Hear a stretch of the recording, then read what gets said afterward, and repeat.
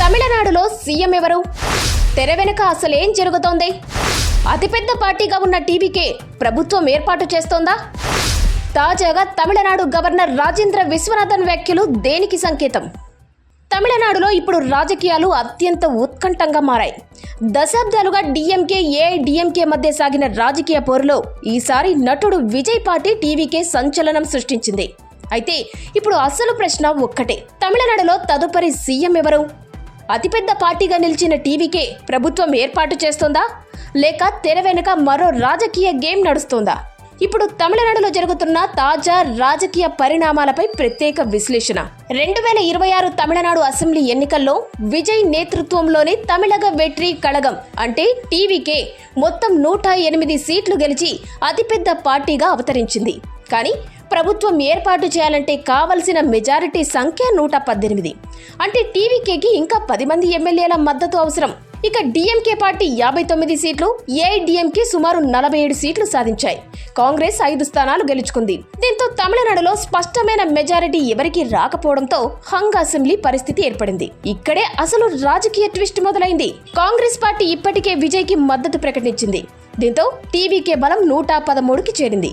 అయినప్పటికీ ఇంకా 5 సీట్లు తక్కువే. దీంతో విజయ్ ఇతర చిన్న పార్టీలతో చర్చలు జరుపుతున్నట్లు సమాచారం. లెఫ్ట్ పార్టీలు, వీసీకే, చిన్న ప్రాంతీయ పార్టీల మద్దతు కోసం ప్రయత్నాలు జరుగుతున్నాయి. కానీ ఇప్పటికీ పూర్తి మెజారిటీ సంఖ్య మాత్రం అందలేదు. ఇక మరోవైపు గవర్నర్ కూడా విజయ్ను వెంటనే ప్రభుత్వం ఏర్పాటు చేయమని ఆహ్వానించలేదు. మీ వద్ద స్పష్టమైన సంఖ్యలు లేవు అనే అభిప్రాయం వ్యక్తమైనట్లు జాతీయ మీడియా చెబుతోంది. ఇప్పుడు తమిళనాడు రాజకీయాల్లో అతిపెద్ద చర్చ ఏంటంటే, డిఎంకే మరియు ఏఐడిఎంకే మధ్య తెర వెనుక చర్చలు జరుగుతున్నాయా? దశాబ్దాలుగా ఒకరిపై ఒకరు తీవ్రంగా పోరాడిన ఈ రెండు పార్టీల మధ్య టీవీకే అధికారంలోకి రాకుండా అడ్డుకోవాలనే వ్యూహంపై చర్చలు జరుగుతున్నాయనే ప్రచారం బలంగా సాగుతుంది. అయితే అధికారికంగా మాత్రం డిఎంకే, ఏఐడిఎంకే రెండు పార్టీలు అలాంటి పొత్తును ఖండిస్తున్నాయి. కానీ రాజకీయ వర్గాల్లో మాత్రం ఏదైనా జరిగే అవకాశం ఉందనే చర్చ కొనసాగుతుంది. ఇక ఏఐడిఎంకే ఎమ్మెల్యేలను పుదుచ్చేరిలోని రిసార్టులకు తరలించడం కూడా పెద్ద చర్చగా మారింది. ఎమ్మెల్యేలు ఎక్కడైనా పార్టీ మారిపోకుండా జాగ్రత్త పడుతున్నారనే ప్రచారము జరుగుతోంది. మరోవైపు టీవీకే కూడా చాలా ఆగ్రహంగా ఉంది. డిఎంకే, ఏఐడిఎంకే కలిసి ప్రభుత్వం ఏర్పాటు చేయడానికి ప్రయత్నిస్తే తమ ఎమ్మెల్యేలంతా రాజీనామా చేస్తారని టీవీకే వర్గాలు హెచ్చరిస్తున్నట్లు వార్తలు వచ్చాయి. ఇప్పుడు అసలు ప్రశ్న, తమిళనాడులో సీఎం ఎవరవుతారు?